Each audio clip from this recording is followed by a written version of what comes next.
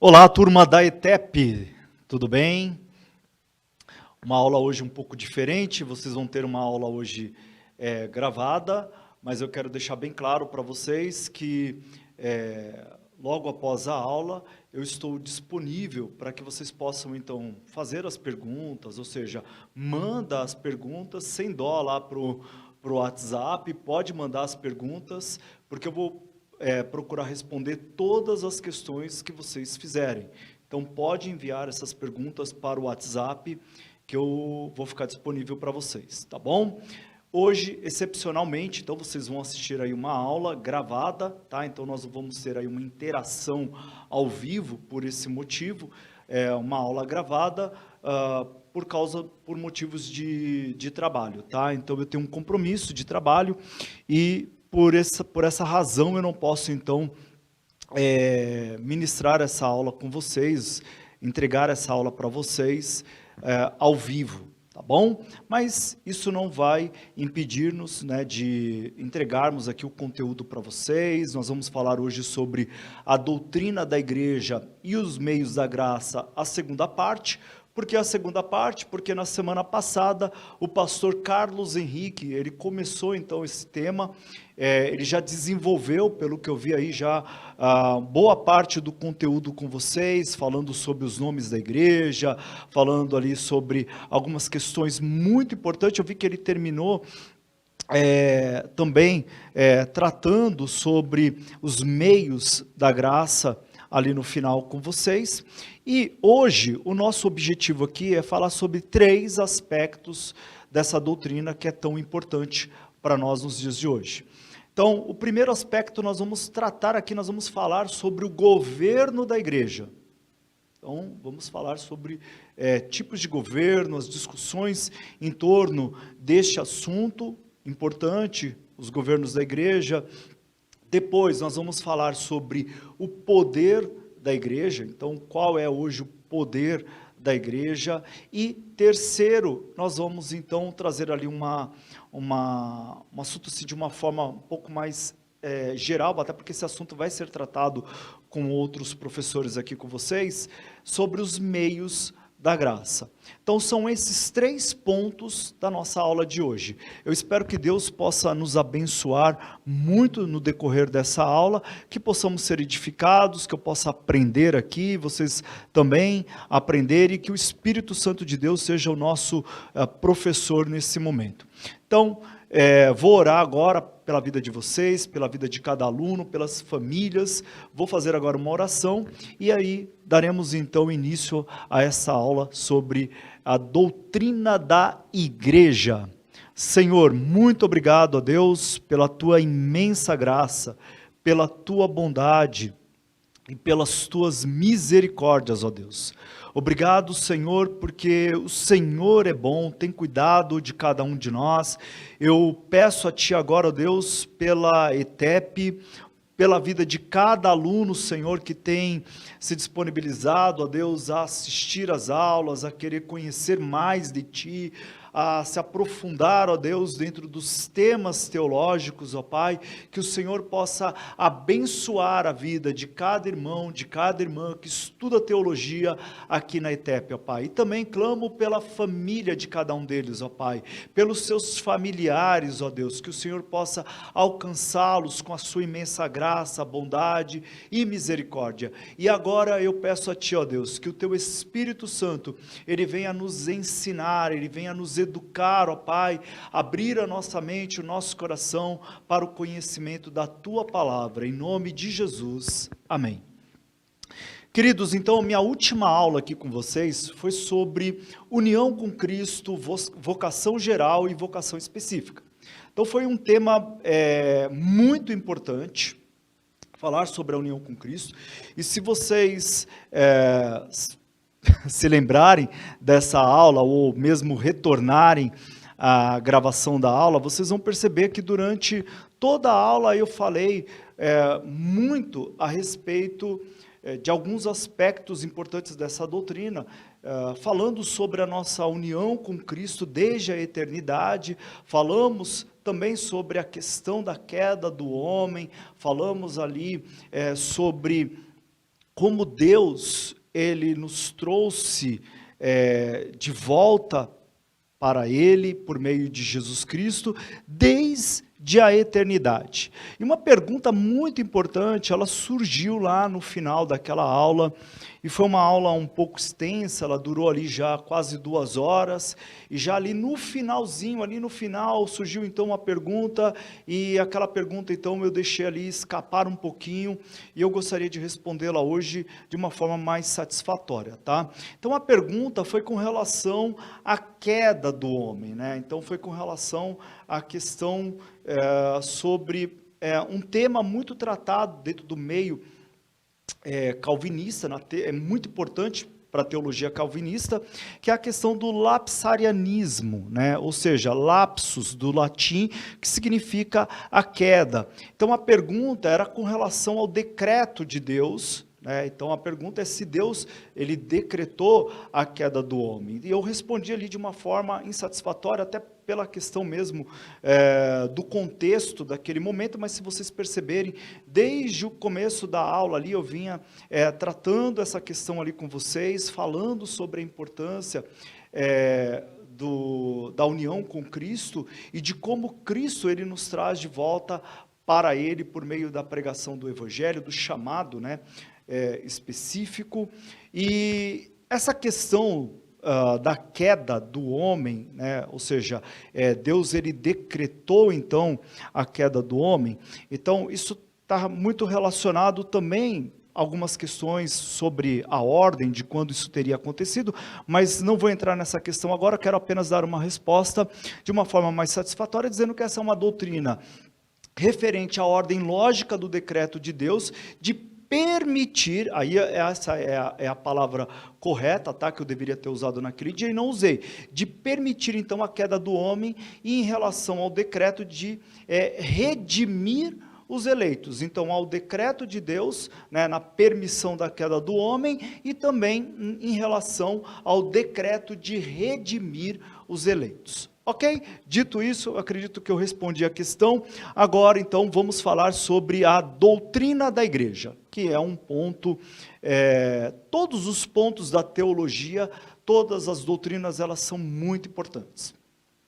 Todas elas. E a igreja precisa hoje de uma doutrina, ela precisa ser ensinada, na verdade, né? Na doutrina correta, ela precisa ter a doutrina constantemente ali sendo ensinada, sendo colocada para nós todos os dias, porque nós estamos vivendo um momento complicado em relação ao que diz respeito às doutrinas, mas eu só não quero colocar isso como uma questão peculiar, uma questão que, olha, faz parte do nosso tempo. Não, isso existe desde que existe o mundo, as doutrinas erradas, a luta entre a doutrina correta e a doutrina errada. Se nós olharmos pelas Escrituras, nós vamos ver isso em vários momentos, em várias situações que são colocadas. Então a doutrina, ela precisa ser reforçada, ela precisa ser colocada de uma forma correta, de acordo com as Escrituras, de acordo com aquilo que o Espírito Santo de Deus, ele tem a nos orientar a colocar para nós. Se nós pegarmos, por exemplo, a motivação dos apóstolos ao escrever as epístolas do Novo Testamento, dentre as muitas razões, é claro, está também ali a correção de falsos ensinamentos. E aí, a doutrina da igreja, eu chamo a atenção para a questão da doutrina da igreja e os meios da graça nos dias de hoje, por um motivo muito peculiar. Agora sim, por um motivo peculiar. A igreja hoje, ela vive um momento onde nós temos muitas pessoas, inúmeras pessoas, se decepcionando com a igreja, se decepcionando com homens, se decepcionando então ali com algumas coisas que são colocadas, mas que na verdade há uma decepção, porque também há uma motivação errada em relação ao Evangelho, há uma motivação em relação à busca pela presença de Deus. E aí muitas pessoas hoje, ao se decepcionarem, elas começam então a colocar certas questões em relação à igreja que não são verdadeiras, outras questões em relação à igreja, do tipo, eu não preciso ir à igreja porque aqui na minha casa eu oro, aqui na minha casa eu leio a Bíblia, aqui na minha casa, ou então eu não vou para aquela igreja porque aquela igreja isso, porque aquela igreja aquilo outro, e há então uma decepção, digamos assim, mas que não se justifica, e não se justifica por alguns motivos dos quais eu quero colocar aqui para vocês, então, aproveitando então essa oportunidade de falar sobre a doutrina da igreja e os meios da graça. Então, o primeiro ponto que nós precisamos entender de uma forma muito clara é que quando uma pessoa volta-se contra a igreja, na verdade, ela está voltando-se contra algo que foi instituído pelo próprio Deus. Então, a igreja, ela antes de mais nada, ela é do Senhor. Cristo é o cabeça da igreja. Cristo é o Senhor da igreja. Cristo é quem organizou, quem estabeleceu a igreja. E a igreja, olha só que importante, olha só isso daqui, presta atenção.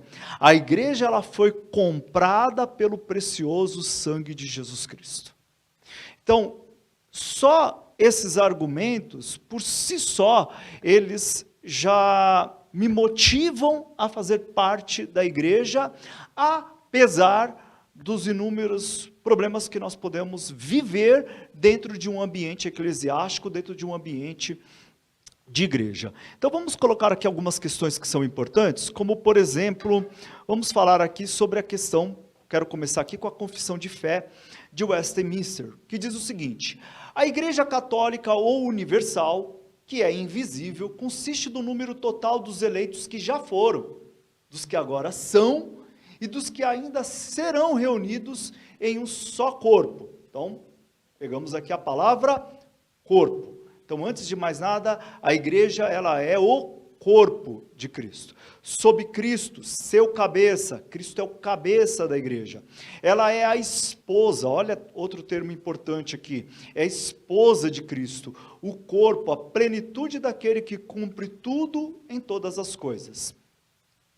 Segundo, a igreja visível, que também é católica ou universal, sob o evangelho, não sendo restrita a uma nação, como antes sob a lei, tá? Então a igreja agora, ela é chamada para proclamação do evangelho para todos os povos, tribos, línguas e nações. Ela consiste de todos aqueles que pelo mundo inteiro professam a verdadeira religião, juntamente com seus filhos. Ela é o reino do Senhor Jesus Cristo, a casa e família de Deus, fora da qual não há possibilidade ordinária de salvação, ou seja, não há salvação fora de Cristo, como diz Lutero. A essa igreja católica visível, Cristo deu ministério, os oráculos e as ordenanças de Deus para a congregação e aperfeiçoamento dos santos, nesta vida até o fim do mundo, e pela sua própria presença e pelo seu Espírito os torna, outro ponto importante, tá? Cristo não nos deixou órfãos, mas nos enviou o seu Santo Espírito, que hoje, ele torna eficiente para esse fim, segundo a sua promessa. Essa igreja católica tem sido ora mais, ora menos visível. As igrejas particulares que são membros dela são mais ou menos puras, conforme nelas é com mais ou menos pureza, ensinado e abraçado o evangelho, administradas as ordenanças e celebrado o culto público. Ainda falando sobre confissão de Westminster, né? Então ele diz aqui ainda, a confissão ainda continua nos dizendo, as igrejas, elas, as mais puras debaixo do céu, estão sujeitas à mistura e ao erro. Um ponto importante, porque isso é perceptível já nas cartas, já é perceptível no próprio Evangelho, que, por exemplo, quando nós pegamos as cartas direcionadas às 7 igrejas do Apocalipse, nós vamos ver ali uma orientação quanto à mistura com erro. Então, assim, quanto à questão de se corrigir o erro que está, de uma certa forma, impregnado dentro das igrejas. Algumas têm se degenerado ao ponto de não mais serem igrejas de Cristo, e sim, sinagogas de Satanás. Não obstante, haverá sempre sobre a terra uma igreja para adorar a Deus segundo a vontade dele mesmo. Não há outro cabeça da igreja senão o Senhor Jesus Cristo, em sentido algum. Pode ser o Papa, e eu digo aqui não somente o Papa, mas qualquer um que queira se investir de poder para dizer, olha, eu sou o cabeça, eu sou o responsável, eu sou o arcanjo da igreja, o subdeus, a 4ª pessoa da Trindade. Isso não existe, senão que ele é aquele anticristo, aquele homem do pecado e filho da perdição, que se exalta na igreja contra Cristo e contra tudo que se chama Deus. Então aqui dando uma passada pela confissão de Westminster, para nós entendermos um pouco melhor o assunto que vamos tratar então aqui hoje. Então falando sobre o governo da igreja, que seria, ou que é, na verdade, o governo da igreja. E aí nós temos algumas teorias, algumas concepções a respeito do governo da igreja, algumas concepções diferentes. É claro que é importante nós pensarmos aqui na história da igreja. Então a igreja, ela se organiza inicialmente, nós temos ali a organização da igreja, principalmente no relato de Atos dos Apóstolos, à medida então em que a igreja ela vai enfrentando os seus primeiros desafios, seus primeiros questionamentos, a igreja ela vai se organizando, tá? E depois da morte dos apóstolos, então nós temos ali os pais da igreja, nós temos os apologistas, e aí nós temos todo um desenvolvimento e uma caracterização dessa igreja, já nesses primeiros 3 séculos, até que então Constantino, ali no ano 317, ele vai então declarar o cristianismo como religião oficial do Império Romano. Após isso nós temos uma mudança muito importante na organização, na concepção, na forma como a igreja ela vai então tomando a partir daí outras formas, formas inclusive de governo, como nós vamos ver aqui, e também por causa do contexto que essa igreja ela vai vivenciando novas situações dentro desse contexto histórico. Há exemplos disso, como surgem, por exemplo, os monastérios, e até mesmo a organização da igreja dentro da sua cúpula mais alta. E aí, nós vamos ter alguns pontos importantes dentro dessa concepção histórica, que também é a invasão dos bárbaros na Europa. Então, nós temos ali os lombardos, os visigodos, os godos, e termina ali com os vikings. Então as invasões bárbaras, elas também são importantes para esse período, porque a igreja tem que enfrentar os bárbaros e consequentemente dar uma resposta satisfatória, e também nós podemos observar ali a própria pregação do evangelho para essas pessoas também. Então nós temos aqui algumas concepções. Então vamos lá. O primeiro conceito aqui que a gente trata aqui com vocês, aqui eu estou usando o Berkhof, tá? O Luiz Berkhof como parâmetro então para essa aula. Então o primeiro conceito que é colocado por ele é o conceito dos Quakers ou dos Darbistas. Então é questão de princípio para os Quakers e também para os Darbistas a rejeição de todo o governo da igreja.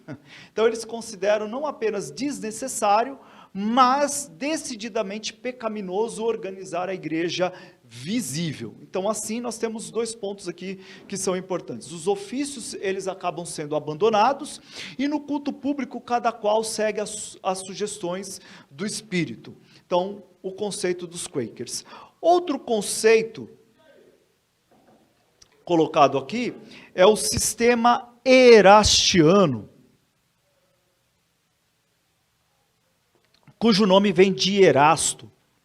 Então, os erastianos consideram a igreja como uma sociedade que deve sua existência e sua forma às regulamentações promulgadas, olha só, pelo Estado.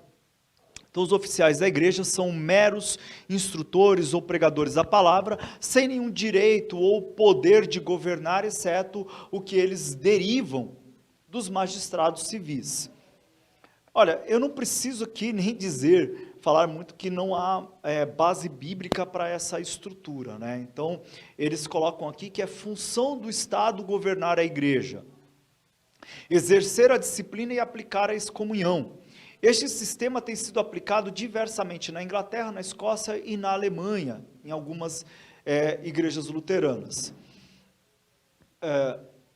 E a gente aqui não precisa de muito esforço para mostrar que isso aqui não é um modelo bíblico de estrutura eclesiástica. Outro sistema, o sistema episcopal. Então, os episcopais afirmam que Cristo, como cabeça da igreja, confiou o governo da igreja direta e exclusivamente a uma ordem de prelados ou bispos, considerados estes como sucessores dos apóstolos. E que ele constituiu esses bispos numa ordem separada, independente e capacitada para perpetuar-se. Então, nesse sistema, o coetus fidelium, ou seja, a comunidade dos crentes, não tem absolutamente nenhuma participação no governo da igreja. Então, aqui nós temos um modelo, como bem colocado aqui, tá? Ele é organizado principalmente pela hierarquia dos bispos e desconsidera a ação da igreja dentro desse contexto. Aí nós temos esse resultado aqui, né? O sistema católico romano. Este é o sistema episcopal levado à sua conclusão lógica. Então, o sistema católico romano, ele tem a pretensão de abranger não somente os sucessores dos apóstolos, mas também os sucessores de Pedro, que, segundo dizem, tem a primazia entre os apóstolos e cujo sucessor é agora tido como o representante especial de Cristo. Pegando aqui só o start, né, o início dessa situação, ela começa, na verdade, ali com Leão I, por volta de 440, onde começa ali a existir algumas discussões em relação ao bispo romano. Então, nós tínhamos ali o bispo de Roma, tínhamos o bispo de Constantinopla, o bispo de Jerusalém, mas eles começam a discutir a questão da ênfase, da supremacia do bispo romano, e ele começa então a reivindicar essa supremacia sobre os outros bispos. Então, a necessidade da eficácia de uma melhor coordenação gerou naturalmente a centralização do poder. Então, acontecimentos históricos também acabaram cooperando, ajudando para intensificar a reputação do bispo de Roma. Por exemplo, o saque de Roma que acontece ali por Alarico em 410 e os seus seguidores, os visigodos, com uma hábil diplomacia, esse papa então ele conseguiu salvar a cidade do fogo. Mas é só lá em Gregório, século depois, 540 ali, quando ele nasce e morre ali em 604, mas em Gregório o Grande que o poder do bispo de Roma ele é aumentado. Então Gregório ele é o responsável por organizar, digamos assim, pelo menos em princípio, a liturgia católica, a forma católica apostólica romana de culto, e também de enfatizar ainda, de dar maior poder para o bispo de Roma. Então, o poder dele é aumentado dessa forma. E aqui tem um governo, um outro modelo de governo.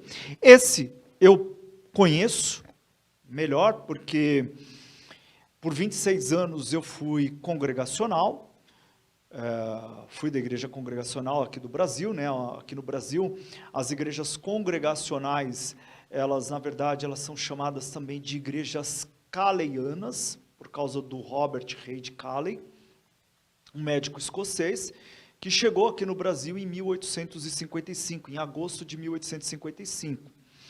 E entendeu ele que ele deveria, então, estabelecer uma igreja no Brasil em caráter congregacional, embora ele fosse presbiteriano. Mas ele quis, então, estabelecer uma igreja no Brasil em caráter congregacional, com um sistema de governo congregacional. Eu, por 26 anos, eu fui congregacional, de 1991 até o ano de 2017, e fui ordenado pastor congregacional, e lá, então, eu vivi intensamente esse tipo de governo, que também ele é chamado de independência. Então, segundo ele, cada igreja ou congregação, ela é uma igreja completa, independente de todas as demais. Nesse tipo de igreja, o poder de governo, ele fica exclusivamente com os membros da igreja, que tem autoridade para regulamentar os seus próprios assuntos. Então, os oficiais, eles acabam sendo simples funcionários da igreja local, designados para ensinar e para administrar os interesses da igreja. E não tem poder de governo, eu quero fazer um comentário sobre isso, tá?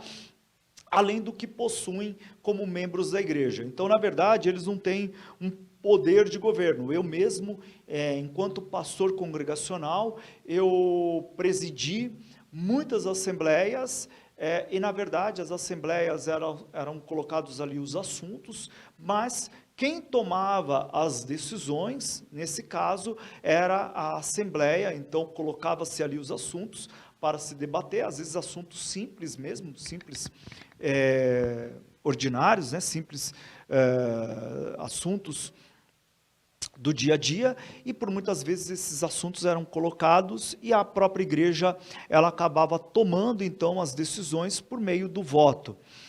Isso, por muitas vezes, gerava desconfortos, né? Então muitos não ficavam satisfeitos com as decisões que eram tomadas ali dentro das assembleias, mas esse é o modelo de igreja, e a igreja ela tem como modelo, e ela também tem princípios, né?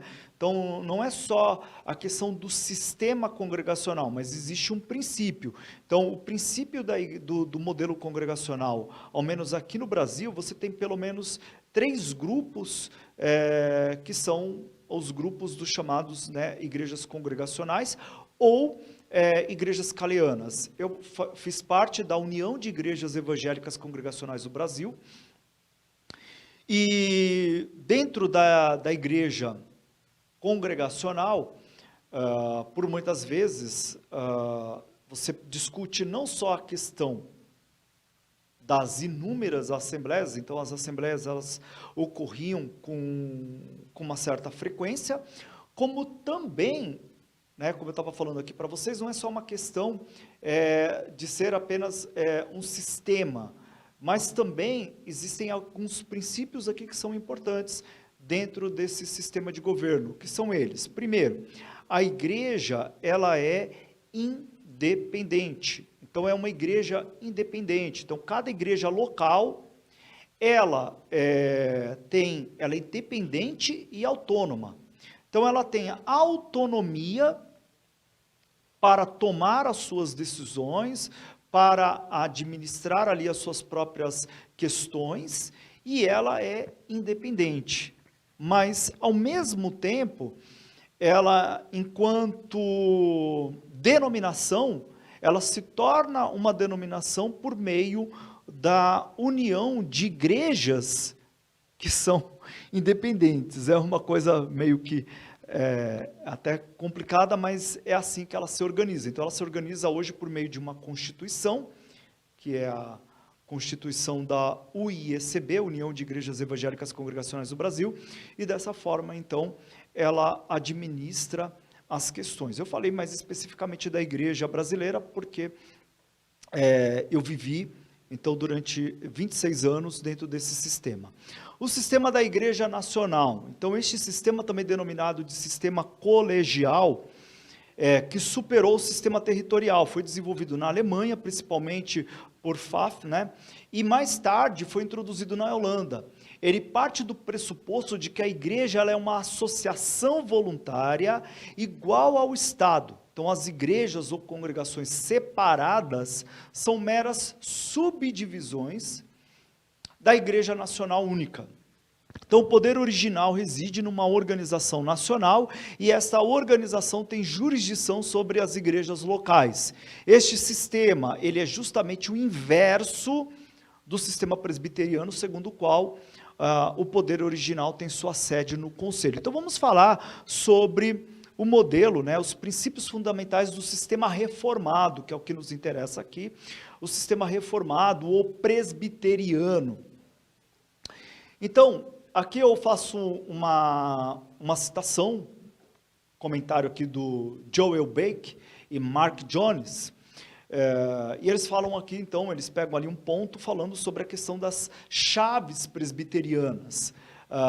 Eles vão citar esse documento, Jus Divinum, é um documento, e esse documento, como bem colocado aqui, ele... Aqui, ó, os princípios, deixa eu só voltar aqui, os princípios fundamentais do sistema reformado ou presbiteriano.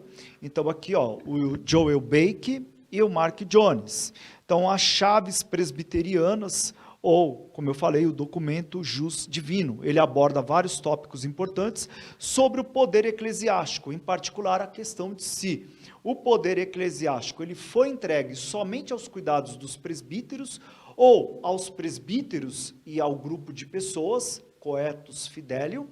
Então, as chaves do reino foram primeiramente dadas a Pedro, Mateus 16, 19, e quem Pedro representava? Essa é a pergunta.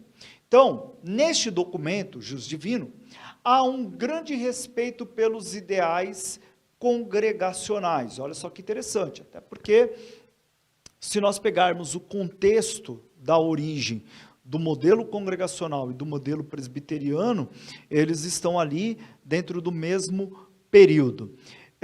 E há um grande respeito pelas ideias congregacionais, como John Cotton e Thomas Goodwin. Então, apesar disso, a ideia congregacional é rejeitada em favor do modelo presbiteriano, por meio do uso de várias distinções e esclarecimentos escolásticos. Então, as chaves do reino, dadas por Cristo à igreja, foram dadas especificamente aos oficiais da igreja. E aí nós temos algumas passagens importantes, como Mateus 16, 19, Mateus 18, 18.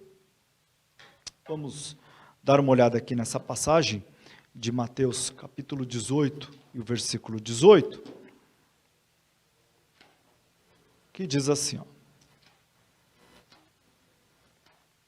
Mateus 18, 18. Em verdade vos digo que tudo o que ligardes na terra terá sido ligado nos céus, e tudo o que desligardes na terra terá sido desligado nos céus. 18, 20. Porque onde estiverem 2 ou 3 reunidos em meu nome, ali eu estou no meio deles. Então, algumas passagens aqui que são importantes para nós pensarmos isso, e aí ciente de que as escrituras, eu ainda estou citando o Joe Bale, tá? E o Mark Jones, né? Então, ciente de que as escrituras parecem envolver a igreja em atos de poder, o documento fala de um poder popular específico e informal, que em alguns casos pertence ao povo. Então, esse tipo de poder, ele é tanto passivo quanto ativo.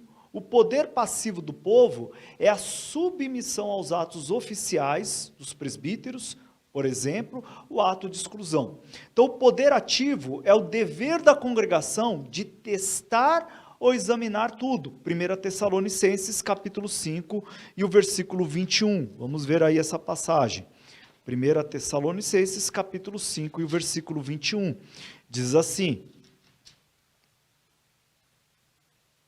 julgai todas as coisas, retende o que é bom. Então, com base nas escrituras e também o de nomear e eleger os oficiais da igreja, Mas esses poderes não são poderes no sentido estrito, isto é, não são o poder das próprias chaves, o poder eclesiástico, oficial, legal, imbuído de autoridade, e no sentido estrito, pertence aos oficiais e não aos oficiais e à igreja. Então aqui um comentário de Obey, eu continuo neles, tá? Eles continuam então falando sobre esse documento que é o Jus Divino, falando o poder peculiar que os presbíteros ou anciãos possuem para o governo da igreja não exclui totalmente a igreja. Os autores de Jus Divino fazem uma distinção importante entre o objeto e o sujeito dos poderes no sentido estrito. A igreja visível é o objeto do poder que Cristo dá à igreja, ao passo que os oficiais da igreja são os sujeitos que recebem o poder para as várias atividades de ligar e desligar. Há uma distinção adicional entre a dádiva de poder e designação de poder. A igreja, ela tem o direito de eleger certas pessoas para o ofício, aqui um ponto importante, mas a dádiva do poder em si não é feita pela igreja, como se fosse a fonte, mas diretamente pelo próprio Cristo. Olha só outra passagem aqui importante, 2 Coríntios capítulo 13, versículo 10. Então, 2 Coríntios capítulo 13, verso 10, assim: portanto, escrevo essas coisas estando ausente, para que, estando presente, não venha a usar de rigor segundo a autoridade que o Senhor me conferiu para edificação e não para destruir. Então, assim, Cristo, ele designa como oficiais da igreja aqueles que exercem poder em seu nome no contexto da igreja visível. Então, quer dizer, o poder de pastores e presbíteros deriva, imediatamente de Cristo e não da igreja. Esse é um ponto extremamente importante para a nossa concepção, para a nossa confissão de fé. Se entendemos que Cristo ele é o cabeça da igreja, se entendemos que Cristo ele é o Senhor da igreja, se entendemos que Cristo é quem faz todas as coisas e que hoje ele orienta o seu povo, a sua igreja, por meio do Espírito Santo, então devemos entender que os líderes eclesiásticos, os oficiais colocados ali, eles exercem o poder mediante a ação de Cristo e do Espírito Santo em suas vidas. Voltando ao Berkhof, as igrejas reformadas, ele diz, não têm a pretensão de que o seu sistema de governo seja determinado em todas as minúcias pela palavra de Deus. Mas asseveram que os seus princípios fundamentais são derivados diretamente da Escritura. Elas não se arrogam um jus divino, direito divino, quanto aos pormenores, mas unicamente quanto aos princípios gerais e fundamentais do sistema, e estão muito dispostas a admitir que muitas das suas particularidades são determinadas pela utilidade da sabedoria humana. Decorre disso que, enquanto a estrutura geral deve ser mantida rigidamente, alguns pormenores podem ser mudados conforme a maneira eclesiástica própria, por razões de prudência, como o proveito geral das igrejas. Então, seus princípios mais fundamentais são os seguintes. Primeiro, Cristo é o chefe da igreja e a fonte de toda a autoridade. Cristo é o Senhor. Cristo é o chefe da igreja. Cristo é quem organizou a igreja. Esse ponto, ele é muito importante, porque se cada cristão conseguir compreender isso, ele vai compreender também que a igreja, corpo de Cristo, apesar de suas muitas dificuldades ou complicações, como as que podemos ver, por exemplo, em Corinto, e em outras igrejas do Novo Testamento, Cristo é o Senhor da igreja. Apesar das muitas dificuldades, ele é o Senhor da igreja. Trazendo aqui agora para o tipo de governo, ou o governo que realmente é importante para nós, ou seja, os princípios fundamentais do sistema reformado ou presbiteriano, Nós trazemos aqui então o comentário do Joel Bake, Mark Jones. Eles tratam então aqui um documento importante falando então sobre a questão das chaves presbiterianas. Então, o Jus Divino, esse documento, ele aborda vários tópicos importantes sobre o poder eclesiástico. Em particular, a questão de se o poder eclesiástico ele foi entregue somente aos cuidados dos presbíteros ou aos presbíteros e ao grupo de pessoas, o coetus fidelio. Então, as chaves do reino foram primeiramente dadas a Pedro. Quem Pedro representava? Em Jus Divino, há um grande respeito pelas ideias congregacionais, como John Cotton e Thomas Goodwin. Apesar disso, a ideia congregacional ela é rejeitada em favor do modelo presbiteriano por meio do uso de várias condições e esclarecimentos escolásticos. Então, as chaves do reino dadas por Cristo à igreja foram dadas especificamente aos oficiais da igreja, como podemos ver aí nas passagens de Mateus 16, 19, 18, 18, 28, 18 a 20, e outro ponto que eles colocam aqui, é que ciente de que as escrituras parecem envolver a igreja em atos de poder, o documento fala de um poder popular, específico e informal, que em alguns casos pertence ao povo. Então esse tipo de poder, ele é tanto passivo quanto ativo. O poder passivo do povo é a submissão aos atos oficiais dos presbíteros, por exemplo, o ato de exclusão. O poder ativo é o dever da congregação de testar ou examinar tudo, conforme 1 Tessalonicenses capítulo 5 e o versículo 21. Então, com base nas escrituras e também o de nomear e eleger os oficiais da igreja. Mas esses poderes não são poderes no sentido estrito.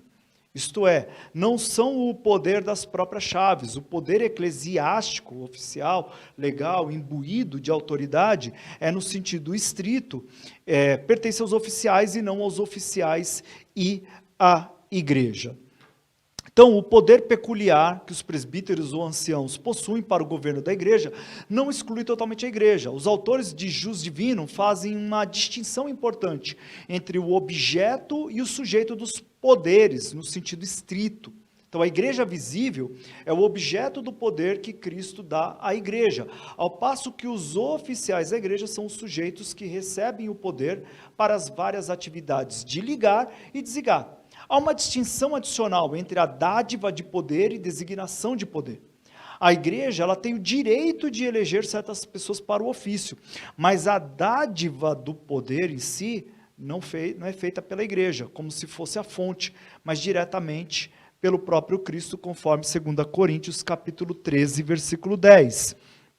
Olha só, 2 Coríntios capítulo 13, verso 10, diz assim: portanto, escrevo essas coisas estando ausente, para que, estando presente, não venha a usar de rigor segundo a autoridade, que o Senhor me conferiu para edificação e não para destruir. Então, o Senhor me conferiu para edificação e não para destruir.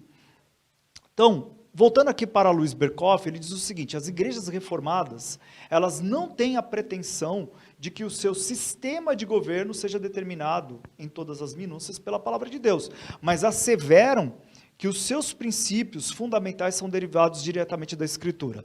Então elas não se arrogam um jus divino, direito divino, quanto aos pormenores, mas unicamente quanto aos princípios gerais, fundamentais do sistema. Deixa eu pôr aqui para vocês, tá? Do sistema. E estão muito dispostas a admitir que muitas das suas particularidades são determinadas pela utilidade da sabedoria humana. Então, decorre disto que, enquanto a estrutura geral deve ser mantida rigidamente, alguns pormenores podem ser mudados conforme a maneira eclesiástica própria. Então, por razões de prudência, como o proveito geral das igrejas, os seus princípios mais fundamentais são os seguintes. Olha só, presta atenção nesses pontos aqui, como eles são importantes para nós termos uma eclesiologia saudável para nós entendermos o que é a igreja de Cristo Jesus. Então, antes de mais nada, nós precisamos ter em mente que a igreja de Cristo Jesus, ela precisa compreender isso. Cristo é o chefe e cabeça da igreja e a fonte de toda a sua autoridade. Então, a igreja de Roma considera da maior importância afirmar a chefia do Papa sobre a igreja. Os reformadores, eles sustentavam e defendiam a posição antagonicamente às pretensões do papado, segundo a qual Cristo é o único chefe da igreja. Então a Bíblia nos ensina que Cristo é o chefe de todas as coisas. Ele é o Senhor do universo, não simplesmente como a segunda pessoa da Trindade, mas também como mediador. Mateus 28, 18, Efésios 1, 20, 22, Filipenses, quando o apóstolo Paulo vai dizer, que todo joelho se dobrará e toda língua confessará que Jesus Cristo é o Senhor. Então nós precisamos ter bem claro essas informações. Por quê? Porque Cristo, ele é o cabeça da igreja. A igreja, ela pode até ter problemas, dificuldades. Nós vimos isso na igreja primitiva, vimos isso na igreja de Corinto, inúmeros problemas na igreja de Corinto, uma igreja dividida, uma igreja com inúmeros problemas, mas Cristo é o Senhor da igreja. Ele é o Senhor da igreja. Podemos não compreender muitas coisas, mas precisamos ter essa compreensão de que Ele é o Senhor. E que todas as coisas que a igreja ela deve realizar, fazer, deve ser para a glória de Cristo Jesus. Ele mantém relação viva e orgânica com a igreja, enche-a de vida e a governa espiritualmente. Ele também é o cabeça da igreja, não somente no sentido orgânico, mas também no sentido de que tem autoridade sobre ela e a governa. Essa chefia de Cristo sobre a igreja visível é a parte do domínio entregue a ele como resultado dos seus sofrimentos. E aí nós temos o segundo ponto aqui importante. Cristo, ele exerce a sua autoridade por intermédio da palavra real. Se nós entendermos aquilo que os reformadores entenderam logo de cara. Então, se nós voltarmos para Martinho Lutero, nós estamos no mês em que comemoramos aí o mês da Reforma Protestante, relembramos a Reforma Protestante, precisamos relembrar também que uma das questões primordiais no período da Reforma, ou a primordial no período da Reforma, foi a autoridade papal ou a autoridade das Escrituras? Eu me submeto às Escrituras ou eu me submeto ao Papa? E a Igreja Protestante, então, ela chega à conclusão de que nos submetemos às Escrituras, à santa palavra de Deus. Então o reinado de Cristo não é similar ao dos reis terrenos em todos os aspectos. Ele não governa a igreja pela força, mas sim subjetivamente por seu Espírito, que age na igreja e objetivamente pela palavra de Deus, como padrão de autoridade. Então, padrão de autoridade é a palavra de Deus. Como rei, então o terceiro ponto aqui, como rei, Cristo revestiu a igreja de poder. Então levanta-se nesse ponto uma questão delicada, a saber, quem são os primeiros e legítimos agentes do poder da igreja? Então a quem Cristo delegou a primeira instância este poder? O poder eclesiástico, ele é delegado por Cristo à igreja como um todo, e isto é, aos membros comuns e aos oficiais, igualmente, mas em acréscimo, os oficiais recebem uma porção adicional de poder, como se requer para cumprimento dos seus respectivos deveres na igreja de Cristo. Então são representantes do povo, não porém meros deputados ou delegados. Quarto ponto, Cristo providenciou órgãos representativos para o exercício específico deste poder. Então enquanto Cristo delegou poder à igreja como um todo, também providenciou para que este poder fosse exercido ordinária e especificamente por órgãos representativos, separados para a manutenção da doutrina, do culto e da disciplina.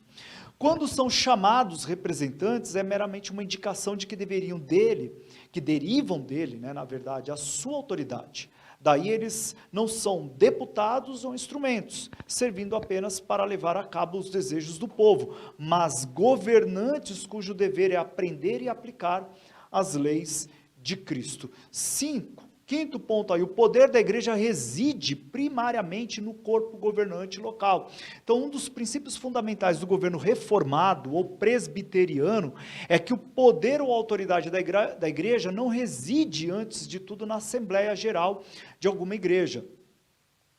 E é só secundariamente e por derivação dessa Assembleia, confiado ao corpo governante da igreja local, mas sim que tem sua sede original no consistório, ou sessão ou conselho da igreja local, e por este é transferido para as assembleias maiores, com classes ou presbíteros e sínodos ou assembleias gerais. Assim, o sistema reformado ou presbiteriano honra a autonomia da igreja local, apesar de sempre considerá-la sujeita às limitações que lhe podem sobrevir como resultado de sua associação com outras igrejas, formando uma denominação e lhe assegurando o mais completo direito de governar os seus interesses internos por meio dos seus oficiais. E aí, ao mesmo tempo, ela mantém o direito e dever da igreja local de unir-se a outras igrejas similares, sobre base confessional comum, e de formar uma organização mais ampla com propósitos doutrinários, judiciais e administrativo, com a adequada estipulação de mútuas obrigações e direitos. Então, essa organização mais ampla impõe, sem dúvida, certas limitações à autonomia das igrejas locais, mas também promove o crescimento e o bem-estar da igreja, ou das igrejas, né? Garante os direitos dos membros da igreja e serve para dar mais plena expressão à unidade da igreja. E aí um ponto que eu destaco aqui: Jesus Cristo, ele é o cabeça, portanto, da sua igreja. Ele não nos deixou órfãos, pelo contrário, ele enviou o Espírito Santo, o Consolador, que, de acordo com o texto da primeira epístola de Paulo aos Coríntios, assim como também Romanos capítulo 12, nós vamos ver que o Espírito Santo é quem distribui os dons. Ele é o Consolador, sim, ele é o Consolador, mas ele é também quem distribui os dons à igreja. Ele que ensina a igreja. Ele nos faz lembrar todas as coisas e é ele quem guia e orienta a igreja, inclusive levando-nos a orar como deve.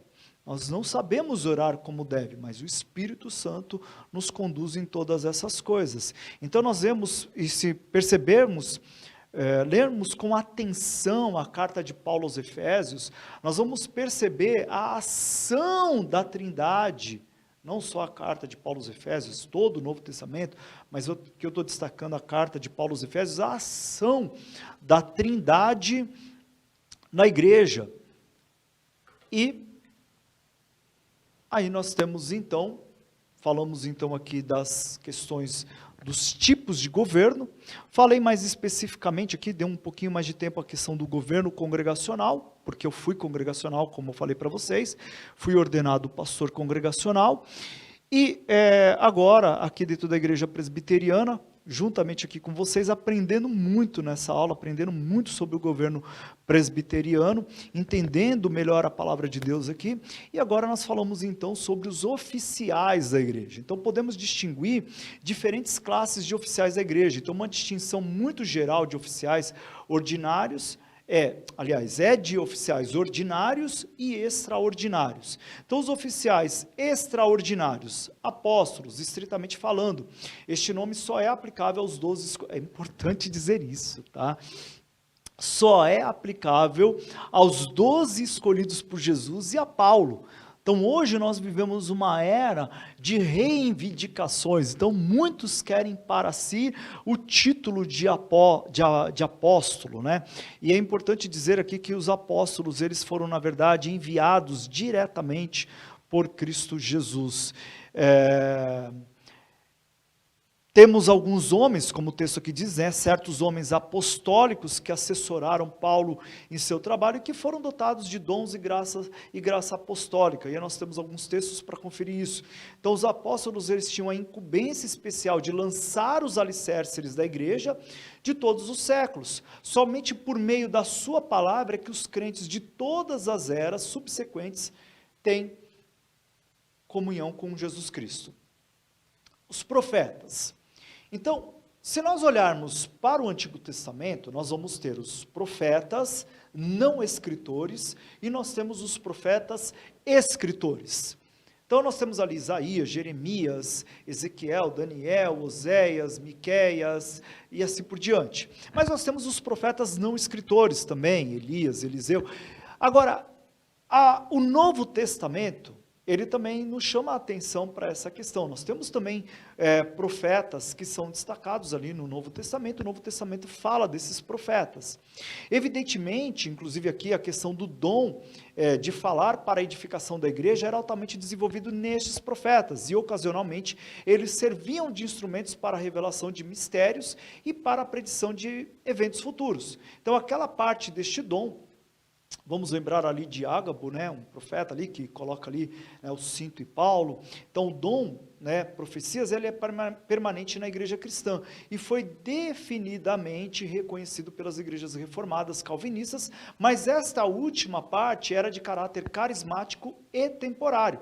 Então os profetas diferiam dos ministros comuns no sentido de que eles falavam sobre a inspiração especial. Importante dizer que tanto o trabalho dos profetas, que eu me referi aqui, lá no Antigo Testamento, como também como dos apóstolos, eles já não ocorrem mais em nossos dias, tá?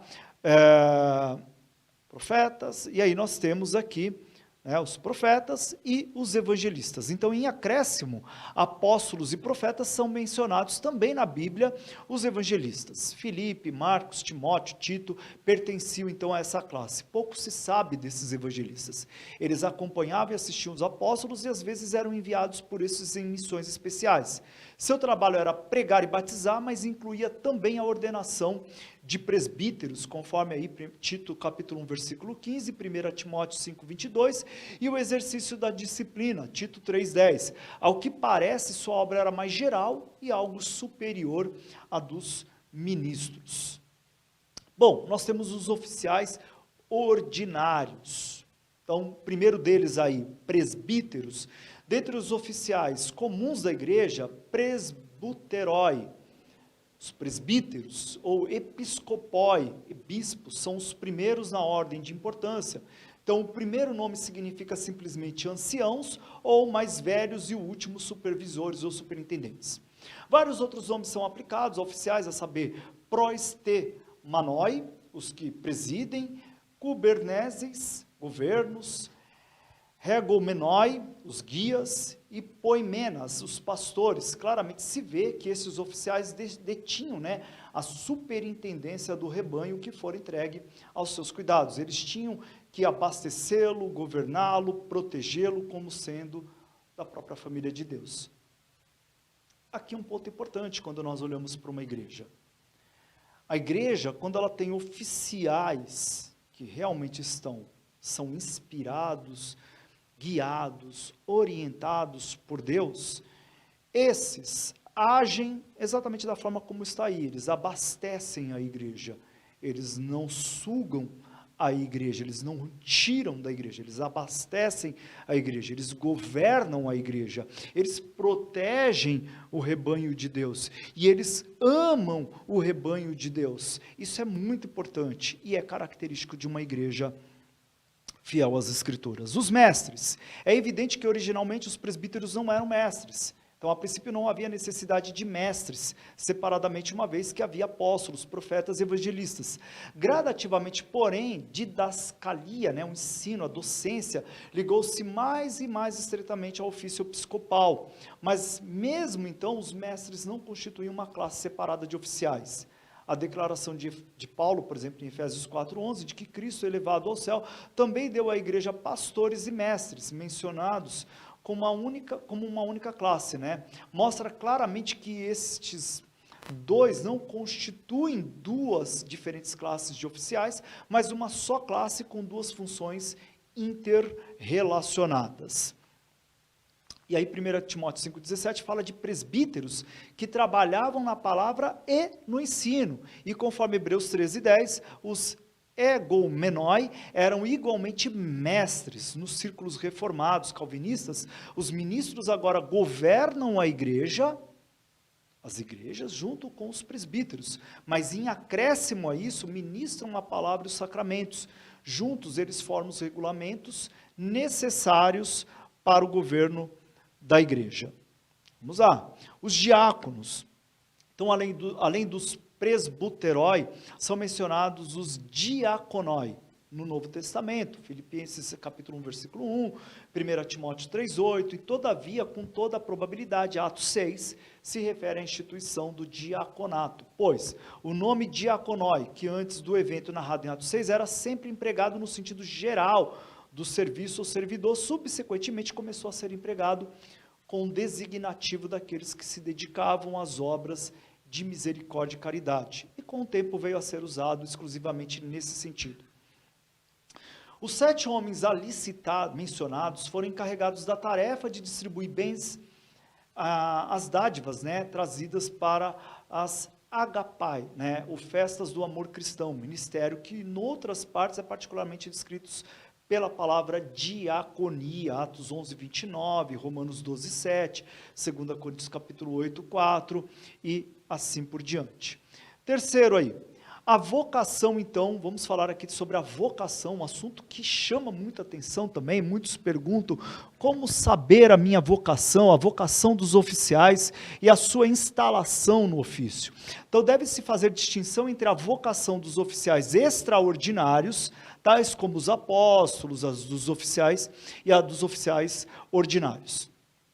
Então, aqueles foram chamados de maneira extraordinária, com um chamamento imediato ou direto de Deus, e esses de maneira ordinária, mediante a instrumentalidade da igreja. Então, estamos interessados mais particularmente agora no segundo, que são esses que são, então, mediante a instrumentalidade da igreja. A vocação, então, dos oficiais ordinários, ela é dupla. Vocação interna. Às vezes, se pensa que a vocação interna para um ofício na igreja consiste numa indicação extraordinária de Deus, do fim para o qual o indivíduo é chamado, uma espécie de revelação especial. Mas isso não está certo. Então, consiste antes em certas indicações providenciais ordinárias dadas por Deus, e inclui principalmente 3 coisas. A consciência de estar sendo impelido a alguma tarefa especial do reino de Deus, por amor a Deus e sua causa. Aqui eu faço uma pausa. Por que eu faço uma pausa? Porque é importante nós olharmos, por exemplo, para algumas cartas, se olharmos, por exemplo, para Efésios, capítulo 1, Paulo começa assim: Paulo, apóstolo de Cristo Jesus, por vontade de Deus. Por vontade de Deus. Vamos lembrar também de João o Batista, numa situação muito interessante, ele estava batizando, de repente vem alguns dos seus discípulos e questiona ele: olha, aquele a quem você batizou está ali batizando mais pessoas do que nós. E ele então vai dizer: olha, nenhum homem pode ter alguma coisa se do alto não te for dado. Então, é importante citar esse texto também, é importante falar sobre esse texto, porque aqui aí depois ele vai dizer, importa que ele cresça e que eu diminua. Então, é importante, por quê? Porque, como está sendo bem colocado aqui, hoje, nós vivemos uma situação onde se tem uma igreja em cada esquina, cada qual arroga para si o direito, de ser o pastor, de ser o dono de uma igreja, de ser o chefe de uma igreja, de ser o organizador, o missionário, o apóstolo, o subdeus e assim por diante. E nós vemos aqui que consiste, o chamado, a vocação, ela consiste antes em certas indicações providenciais ordinárias dadas por Deus, e inclui principalmente 3 coisas: a consciência de estar sendo impelido há alguma tarefa especial do reino de Deus. Então não é para o meu reino, não é para o meu proveito próprio, não é para o meu ganho próprio, mas é para o reino de Deus, por amor a Deus e a sua causa. Então é uma entrega, e não, eu não estou sugando, eu não estou retirando, mas pelo contrário, eu estou agora conferindo a minha vida a Deus, para que a minha vida, de fato, então, seja usada no reino de Deus. Então, a convicção de que, a convicção de que o indivíduo tem de que estar, pelo menos em certa medida, intelectual e espiritualmente qualificado para o ofício em vista. Muitos, hoje, nem se encontram em condições de ministrar a palavra de Deus. Então é importante dizer isso, o ministro ele precisa estar intelectualmente, espiritualmente qualificado para o ofício, e ser a experiência de que evidentemente Deus está pavimentando o caminho que vai levar à meta, ou ao objetivo, aquilo que realmente Deus quer. Então é sempre o que Deus quer, o objetivo de Deus, e nunca os nossos próprios objetivos. Podemos ver isso nas próprias Escrituras. Paulo, por exemplo, em Romanos, ele começa a sua carta dizendo: eu desejo visitar-vos, desejo estar convosco, mas nós sabemos que Paulo ele não chega exatamente da forma como talvez ele queria inicialmente. Antes disso, de chegar ali, passar por Roma e depois ir até a Espanha, antes disso, ele vai para Jerusalém, ele é preso, ele chega em Roma numa outra condição, ele chega em Roma como o preso ou prisioneiro do Senhor. Vocação externa. Então esta é a vocação que chega à pessoa pela instrumentalidade da igreja. Não é emitida pelo Papa, conceito católico romano, nem por um bispo ou colégio de bispo, episcopal, mas sim pela igreja local. Tanto os oficiais como os membros comuns da igreja tomam parte nela.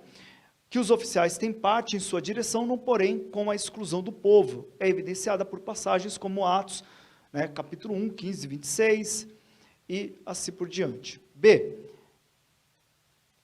Então, a investidura dos oficiais no ofício. Então, há principalmente dois ritos relacionados com a investidura ou instalação. Então, a ordenação, essa pressupõe a vocação e o exame do candidato ao ofício. E segundo, a imposição de mãos. Então, a ordenação é acompanhada pela imposição de mãos.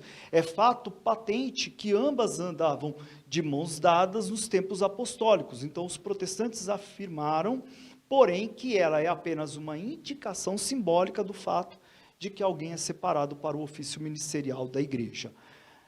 E aí, as assembleias eclesiásticas, os corpos governantes, tribunais eclesiásticos do sistema reformado e presbiteriano. Então, os governos das igrejas reformadas e presbiterianas é caracterizado por um sistema de assembleias eclesiásticas, uma escala ascendente ou descendente, conforme o ponto de vista segundo o qual é considerado. Então, são elas: o consistório, sessão ou conselho, a classe presbitério e o sínodo, e, em alguns casos, a Assembleia Geral, o Supremo Concílio, no caso, por exemplo, do presbiterianismo brasileiro. Voltando para o Bake, por Mark Jones, eles afirmam aqui, acerca dos puritanos e os sínodos, destacam um documento, a Vindication, defende que os sínodos receberam autoridade eclesiásticas. Então, Atos 15 se revelou um importante campo de batalha exegética no que diz respeito à legitimidade dos sínodos e o exercício da autoridade por eles. Então, os presbiterianos, por exemplo, de Londres, sustentavam que a Vindication, que em Atos 15, os apóstolos, em Atos 15, os apóstolos não agiram como apóstolos com autoridade infalível, mas como presbiterianos de maneira tal que torna aquela reunião padrão para os sínodos ordinários. Ok? Então, algumas igrejas têm um elo interveniente, conhecido como sínodos particulares, entre o presbitério e o que é chamado sínodo geral ou assembleia geral, Supremo Concílio. Então, o concílio constitui-se do ministro ou ministros e dos presbíteros da igreja local. Então, o presbítero ele é composto de um ministro e um presbítero de cada igreja local dentro de certa região. Ok? O poder da igreja. Então, vamos lá. Segundo ponto aqui, então, poder da igreja. Então, a fonte do poder da igreja. Jesus Cristo não somente fundou a igreja, mas também a revestiu do necessário poder ou autoridade. Ele é o cabeça da igreja, não apenas no sentido orgânico, mas também no sentido administrativo. Isto é, ele não é somente o cabeça do corpo, mas também o rei da comunidade espiritual. A natureza desse poder, então. A natureza desse poder, ela consiste em 2 pontos aqui importantes. O primeiro, poder espiritual. Quando afirma que o poder da igreja ele é espiritual, não se quer dizer que é totalmente interno e invisível, desde que Cristo governa tanto o corpo como a alma. Sua palavra e os sacramentos se dirigem ao homem todo, e o ministério do diaconato tem até referência especial às necessidades físicas. Então é um poder espiritual porque é dado pelo Espírito de Deus. Lembra do que eu falei? Então o Espírito Santo de Deus, ele concede, ele distribui os dons à igreja. Atos 20 e 28 só pode ser exercido em nome de Cristo e pelo poder do Espírito Santo. Então pertence exclusivamente aos crentes e só pode ser exercido de maneira moral e espiritual, conforme 2 Coríntios capítulo 10, versículo 4. Poder ministerial. Então é copiosamente evidente na Escritura que o poder na igreja não é um poder independente e soberano, mas sim uma diaconia leitorgia, um poder ministerial, de serviço, tá? Derivado de Cristo e subordinado à sua autoridade soberana sobre a igreja. E aí nós temos diferentes espécies de poder eclesiástico. Então, em conexão com os 3 ofícios de Cristo, há também um poder tríplice na igreja, a saber, o poder dogmático ou docente, potestas dogmática ou docente, o poder de governo ou de ordem, potestas gubermans ou orinans, do qual o poder de julgamento ou de disciplina, potestas iudicnas ou disciplinae, é uma subdivisão, e o poder ou ministério da misericórdia, potestas ou ministerium misericordiae. Então, vamos dar uma olhada nisso daqui. Um poder dogmático ou magisterial. Então, a igreja ela tem uma tarefa em relação à verdade, a palavra de Deus lhe foi dada como um depósito precioso da verdade. E a igreja ela é comissionada a guardar a verdade, transmiti-la fielmente de geração a geração e defendê-la contra todas as forças da incredulidade. E aqui também eu destaco a questão apologética, a questão da defesa da fé, o quanto ela é importante, né? Defender a doutrina, fazer aquilo que já havia sido feito no Novo Testamento pelos próprios apóstolos. Então, quando o apóstolo Paulo lhe diz lá em Gálatas capítulo 1, versículo 18, ainda que eu mesmo, um anjo vindo do céu, vos pregue outro evangelho, que não seja esse, seja ele anátema. Se nós olharmos para Colossenses, a heresia, né, a conhecida heresia de Colossos, e assim por diante. Então, nós vemos aqui a questão da defesa da doutrina, da defesa do evangelho. Ok? Um poder governante, então um poder regulador. Deus não é Deus de confusão, e sim de paz. Ele quer que na igreja tudo seja feito com decência e ordem, então por essa razão fez provisão para a regulamentação apropriada das questões da igreja. Então, em decorrência disso, a igreja tem o direito de executar as leis de Cristo, que Cristo ordenou para ela. Então, todos os membros da igreja possuem esse poder em certa medida, mas ele é investido, num sentido especial, aos oficiais. Poder judicial, então a igreja, por dever, ela é obrigada a manter a sua santidade pelo exercício da disciplina correta. Lembrar lá de 1 Coríntios, o poder da disciplina se baseia em várias passagens. Aqui tem várias passagens sendo citadas. O propósito da disciplina na igreja ele é duplo. Em primeiro lugar, procura executar a lei de Cristo concernente à admissão e à exclusão de membros. Em segundo lugar, visa promover a edificação espiritual dos membros da igreja ao assegurar a obediência deles às leis de Cristo. E um poder ou ministério de misericórdia. Então, quando Cristo enviou os apóstolos e os 70, ele não só os instruiu a pregar, mas também deu-lhes poder de expulsar os demônios, curar todo tipo de enfermidades. E entre os cristãos primitivos houve alguns que tinham o dom de curar e podiam efetuar milagres.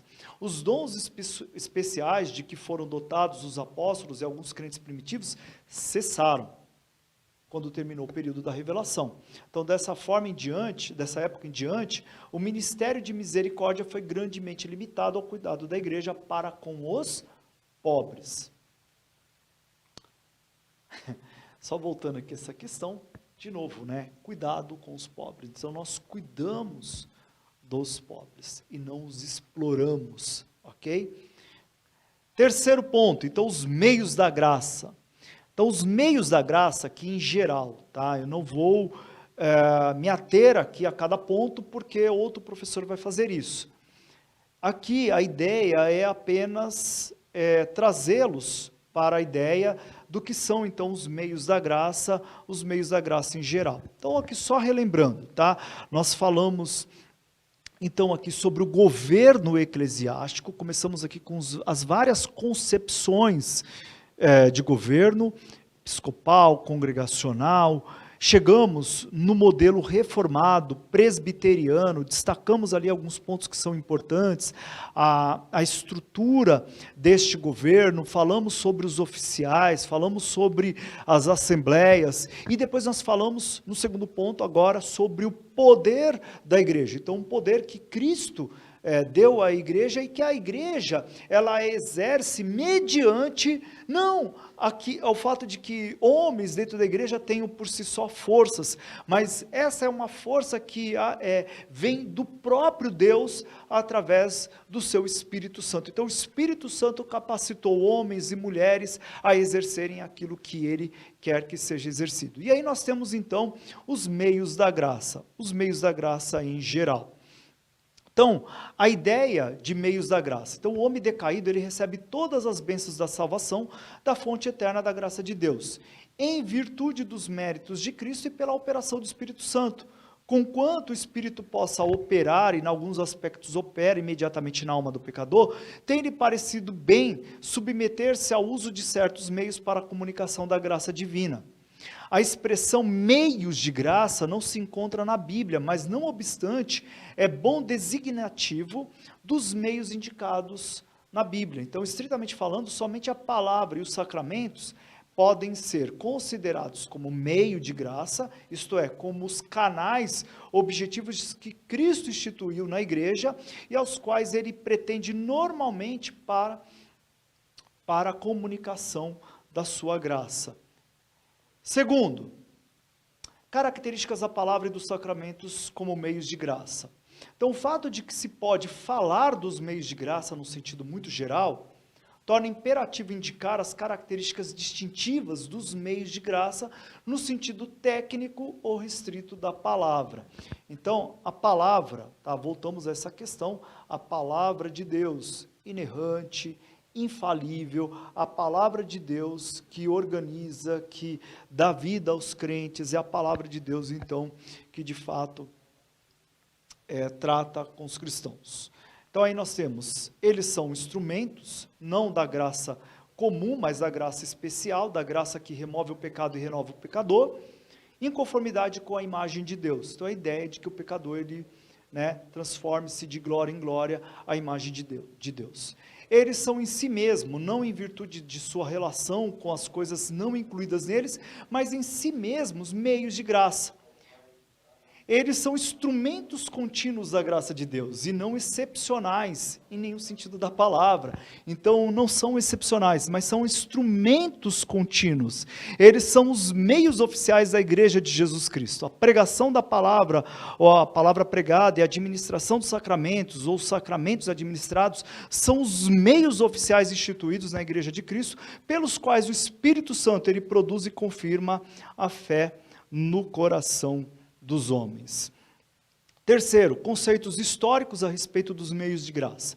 Então nós temos o conceito católico romano, embora os católicos romanos considerassem até as relíquias e as imagens como meio de graça, distinguiam particularmente a palavra e os sacramentos. Eles distinguiam, apenas isso. Faziam ali, olha, a palavra de Deus, mas ao mesmo tempo, eles não davam a devida proeminência à palavra e só lhe atribuíam significação preparatória na obra da graça. Na prática, a palavra de Deus ela era totalmente desconsiderada. Conceito luterano, então com a reforma a ênfase foi transferida dos sacramentos para a palavra de Deus, então o culto hoje ele é centrado naquilo que a palavra de Deus ela tem a nos dizer, então uma igreja genuinamente cristã, evangélica, reformada, ela precisa prezar pela pregação da palavra de Deus. É inadmissível, né, que em alguns lugares a palavra de Deus ela seja colocada a uma segunda instância, então valoriza-se a pirotecnia, valoriza-se danças, músicas, muitas outras coisas, e a palavra de Deus ela acaba sendo apenas ali um subterfúgio. Essa igreja não vai crescer, essa igreja não vai amadurecer, essa igreja vai ter problemas e, consequentemente, nós vamos ver mais pessoas dizendo, afirmando, olha, eu não quero mais ir para a igreja, eu não quero mais isso. Na verdade, o problema em si não é a igreja, o problema é o que está sendo ensinado.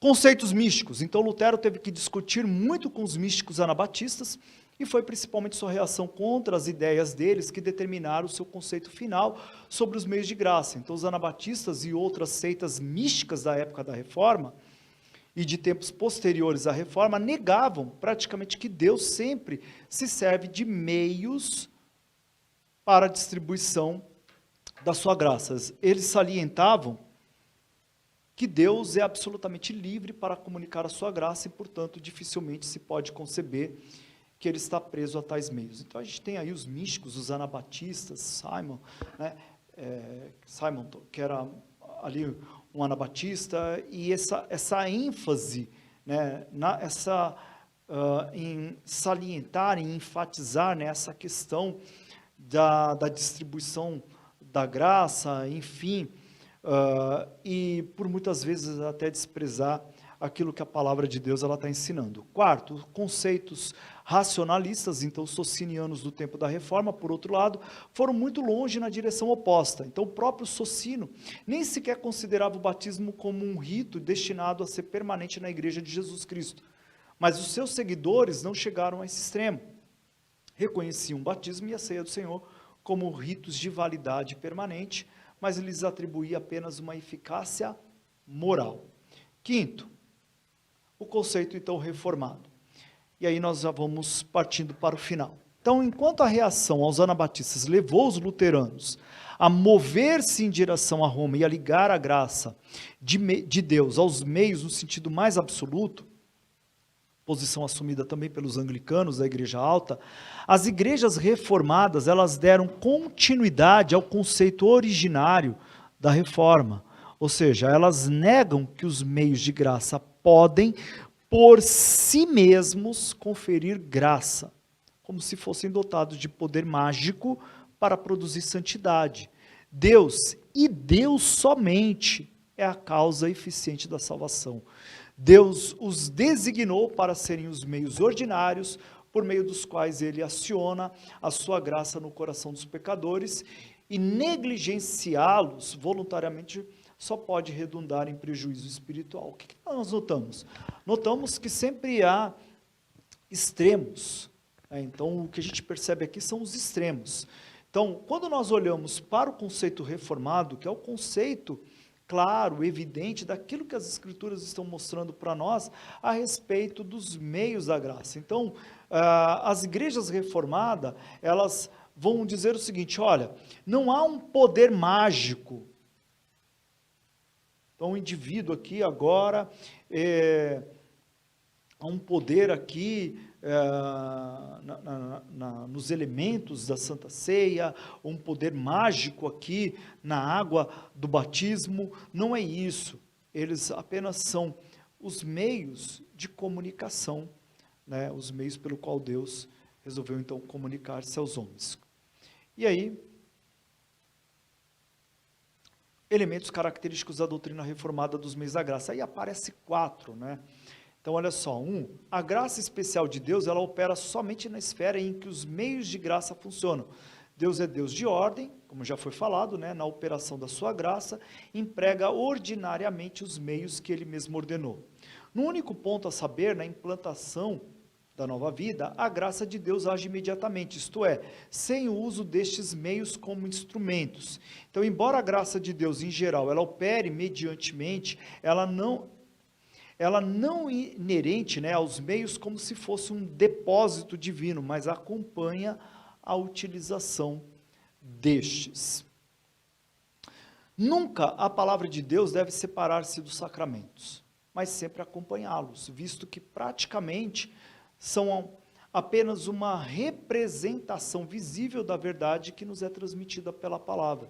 Então, todo conhecimento obtido por quem recebe a graça divina é produzido nele por meio da palavra, e da palavra é derivado. Ok? Então, aqui segue para vocês a bibliografia que foi utilizada para essa aula. Então, eu destaco aqui principalmente aqui algumas obras que eu utilizei na obra, e eu gostaria de finalizar aqui com vocês apenas destacando, né, aqui os pontos que já foram tratados. Então, primeiro, falar sobre o governo da igreja. Então, um ponto extremamente importante para nós hoje. Então, como a igreja ela deve ser governada, como a igreja ela deve ser organizada, como a igreja ela deve caminhar. Então, quando nós refletimos sobre o governo da igreja, estamos refletindo exatamente sobre esses pontos, e eles são importantes porque vivemos numa era em que há um desprezo tão grande pela igreja, pelas coisas da igreja. Por um lado, nós vemos sim o agir de Deus, o poder de Deus, agindo nos seus ministros, agindo na igreja, agindo com poder. Homens de Deus têm sido usados poderosamente para ensinar a sua palavra, para pregar a palavra, para anunciar a palavra, e até vemos hoje muitas pessoas que estão cansadas de tantos ensinos errados, voltarem-se para os ensinos corretos que estão hoje dentro das igrejas reformadas. Mas é fato também que hoje muitas pessoas encontram-se machucadas, decepcionadas, pessoas que estão aí precisando hoje de um ensinamento correto sobre a palavra de Deus. E a igreja, como nós falamos aqui, o segundo ponto, ela tem um poder, esse poder que foi dado pelo próprio Cristo. O Espírito Santo de Deus, ele nos foi dado para que pudéssemos então andar em virtude, andarmos orientados pela palavra de Deus. A palavra de Deus, ela é poder. Eu pego aqui o texto do apóstolo Paulo em Romanos capítulo 1, quando ele diz: o evangelho é o poder de Deus para a salvação. Então hoje, pessoas, elas se encontram machucadas, e o evangelho é o poder de Deus para transformar, para mudar, para buscar então os eleitos. E por fim, falamos aqui então sobre a questão dos meios da graça de uma forma geral. Então, os meios da graça será tratado por outros professores. Eu dei aqui apenas uma orientação geral a respeito dos meios da graça. O importante é nós entendermos que a igreja cristã, a igreja reformada, ela é pautada, ela é orientada, ela entende que Cristo Jesus, ele é o Senhor da igreja, que Cristo é ele o chefe da igreja, é ele o cabeça da igreja, e é ele quem sustenta, quem abençoa, é ele que chama para si dizendo: vinde a mim todos que estáis cansados e sobrecarregados, e eu vos aliviarei. Tomai sobre vós o meu jugo e aprendei de mim, que sou manso e humilde de coração. É ele quem diz: eu sou o caminho, a verdade e a vida. É ele quem diz: eu sou o pão da vida, a luz do mundo. Então é Jesus, o tempo todo é Jesus Cristo, o tempo todo é Cristo Jesus. E a igreja tem que ser uma igreja centrada, olhando sempre, pautando a sua adoração, aquilo que ela faz em Cristo Jesus. Cristo sempre. Ok? Então eu desejo a todos vocês uma ótima noite e fico aí esperando então as perguntas, tá? Vocês vão enviar as perguntas para o WhatsApp, eu fico aguardando as perguntas, assim que as perguntas chegarem, eu vou respondê-las, ok? Vou responder todas as questões, vou procurar respondê-las hoje mesmo, tá? E um grande abraço a todos, que Deus abençoe grandemente a sua família, que Deus abençoe o seu ministério, que Deus o abençoe aqui na ETEP, essa grande bênção para todos nós, a ETEP, Escola Teológica da Penha. Continue servindo ao Senhor, assistindo às aulas, aprendendo do Senhor, assim como também estou aprendendo para a glória de Deus Pai.